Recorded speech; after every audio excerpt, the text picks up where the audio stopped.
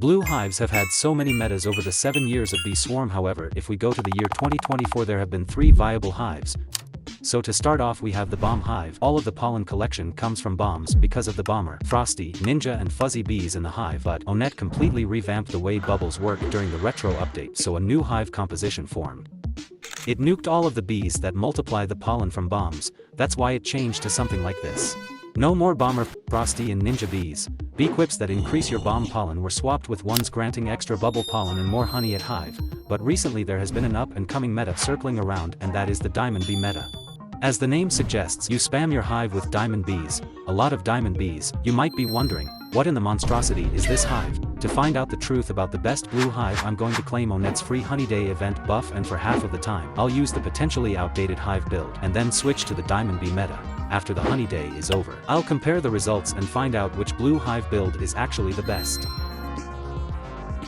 In order to maximize the amount of honey I'll make during this Honey Day, I'm going to be using 4 accounts. That's my main, alt, tadpole and guiding accounts, and I'll set up my tad alt first. The tad account's purpose is to pollinate the field with fuzzies and summon as many frogs for the maximum amount of bubbles while farming. That will make the main account's pop stars better, yielding more honey. It currently does look like a tad alt, but it's missing a few important bees, a bumblebee for 1.1 times capacity, Hasty to be faster, and Bucko for 20% more blue field storage. Finally, I have to equip the bubble wand, since every 10th swing the tool spawns a bubble. Remember, the more bubbles the better. The tad alt is supposed to use the actual pine skirt tad alt pattern, as it has a long path that will cover the whole pine field. If you wish to get the pattern, join the Bee Swarm Guide help server. Click the macro patterns and paths thread where you'll find everything. To install the same one I have, click here, download this file. Open your Natro macro folder, locate patterns. Now go to your downloads folder and drag it here. Run your macro, select your custom gather path, go back to Discord and copy this text. And click the paste button. And for other paths, simply follow the instructions provided. However, I didn't even end up using these settings, as my account always drifted out off the field and sometimes went into the sprinkler shop. Due to this, I stuck to this gather tab. Next up is my guiding alt. Its only job is to spawn guiding stars in pine trees. Since the guiding star gives beneficial buffs, it is spawned every 250 boost tokens, hence the whole hive has boost token producers. I actually have the whole series filmed, not edited though. Maybe it will come out during the summer. Anyways, if the star is summoned by you, it grants 2.5 times capacity as well as field pollen. However, if it is someone else's star, you get the same buffs, but for a 1.25 times multiplier. The star can only appear in your 5 least collected fields, meaning I can't farm in pine tree. That's why my macro settings look like this. The third account might be familiar to some of you. It's a regular blue hive. Nothing that I need to change. Last on the list is my main account. I'm running the no haste composition, so it is a bit different from the traditional blue hive most of the players use. I used the same hive build in my previous Honey Day, and I believe this speaks for itself. If you own a shy bee, replace it with an exhausted bee for extra pine tree capacity. Now the hive is finished. However, there's still my balloon blessing I can optimize. With the help of the Robo Challenge, I can easily get an 80+ blessing. I already have a guide on my channel, however I'll speed run the steps. Add a puppy bee with reindeer antlers. If your attack is bad, also add vicious. Swap your honey and hive bee quips with capacity. Attack or collection bee quips. Start Robo Challenge and purchase as many capacity upgrades. And no attack buffs, since it decreases your capacity. If you get HDD, lock it and buy it on the final round. Your last round should be around the 20th round. When you get to the penultimate round, get as many of these buffs as you can and make sure you have yourself a blue and glitch drive. And now the most important part. Begin round 20. Pray that you get more capacity upgrades.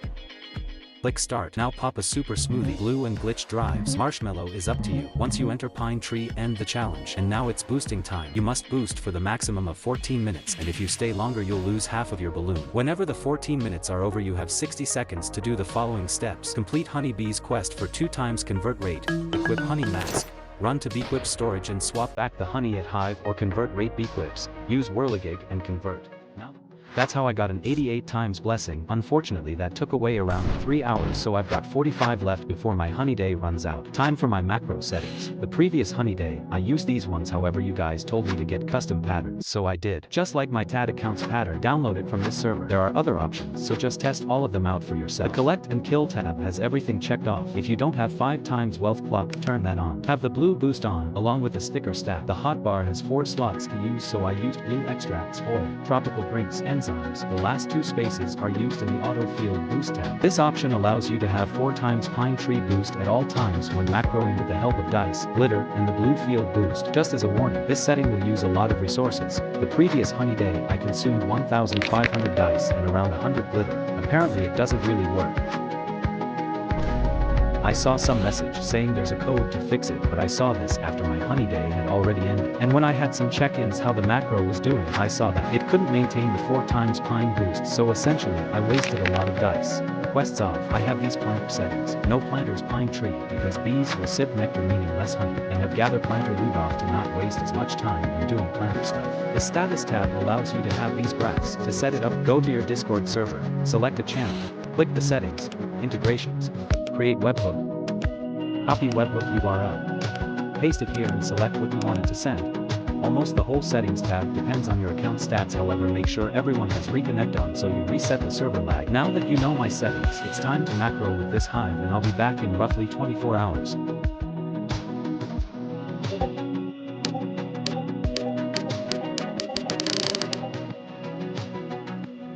So, I'm back. I currently won't show the honey I made, since I'll compare it at the very end with the diamond meta, which I'll switch to right now. I have this hive reference photo. The key stuff you'll notice are a lot of diamond bees, no tabby, and festive bees. It's probably time to explain why having so many diamond bees is apparently the meta. And that's because of Diamond's shimmering honey passive. The diamond bee gives 25% more honey when converting at hive, and it scales with the bee's level, and it also converts faster than buoyants. So basically your diamond bees have to convert more pollen than all of the other high conversion bees. That's why they all have to have convert mutations and the buoyants can't.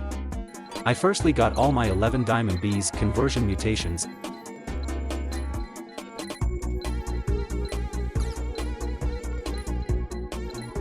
And then, after all of that, I made sure all of them had at least 15%.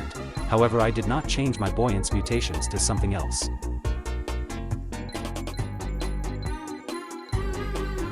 I don't have fuzzy because of my tad alt. It seems strange to remove tabby and festive bees, but according to the guide, these bees still convert, and I used a digital bee but not with high drives. I plan on grinding it, but I'm too lazy at the same time. The bee quips are crucial here. All of the conversion bee quips, so elf caps, candy ring, snow tiaras must be equipped on diamond bees so they convert even more, granting more honey. Alright, the hive's finished, so I'll be back.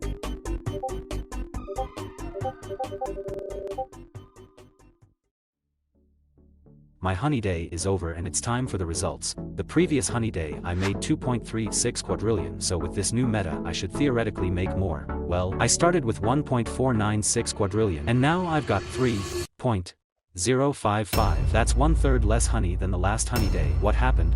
Let's go back before the honey day even started. I had 1.49 quadrillion and after 22 hourly graphs I gathered around 867 trillion. I averaged 39.41 trillion per hour, which was way less than my previous honey day. I still have no idea why that occurred. Was it because I had no Galentine buff, or I didn't give every present to NPCs because Onet still hasn't added new bee bear quests, or was it something else? The worst hourly was 20.57 trillion and the best was 57.64. Compared to last time's 82.48 and 29.77 trillion, there's clearly a difference in honey. So something's up. What about the diamond bee meta?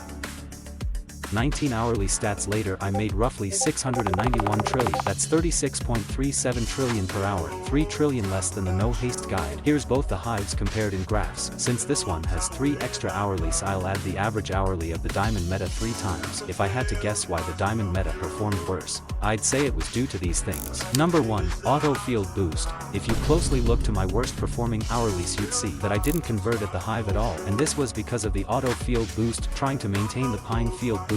Number 2, I removed the tabby bee. In my opinion the 50% critical power is still worth keeping the bee, even if it steals pollen. Number 3 was keeping the digital bee. I feel like it didn't really benefit me since I haven't grinded it in 2 years. Number 4, I didn't change the convert mutations on buoyants. Lastly, it could be the pattern. Maybe fork is actually the goat preset. So with this experiment coming to an end, do I recommend you trying out the diamond bee meta? Since the diamond bee converts more the higher the level it has, I can definitely say that you should not try it as a level 15 starter blue hive. It is for endgame, very high level hives. Maybe 19 plus, experiment it for yourself. If I made less honey using it, that doesn't mean you'll also make less. Maybe just don't go all in when trying this out for your very first time. Don't remove all of your valuable bees if you're poor. Change your hive slowly and see if that makes a difference. And if you're wondering how the diamond meta compares with no haste without honey day, Well, these are some screenshots I found from summer Beesmas as I haven't been macroing at all. Also I don't remember if I was macroing alone or using any mats. And here is Diamond Hive. I'll be honest, I don't remember if this was just me macroing or with a group of people, but I used glue extract, glitter, and stack, and I tested one more thing. This time I 100% macroed alone and used the same resources, however I removed all of my valuable buoyant convert mutations and well, I got less, but like I said, I'm not sure if the hourlies I compared were solo sessions or not. If any smart blue hivers wanna explain to me why this honey day went horribly even with no haste, let me know. Subscribe and watch any of these videos right here.